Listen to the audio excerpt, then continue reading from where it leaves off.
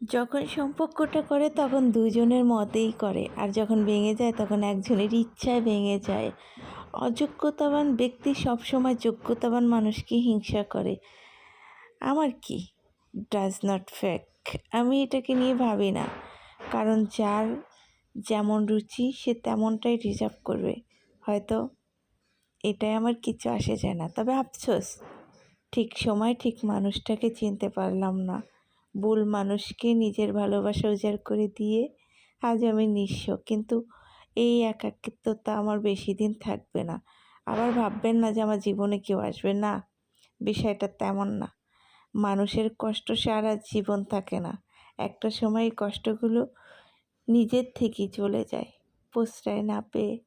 আজকে হয়তো আমার ঘাড়ে পাড়া দিয়ে তুমি উপরে উঠে ভাবছো অনেক ভালো মহৎ কাজ করছো। আসলে বিষয়টা এমন না, কারোর ঘাড়ের উপরে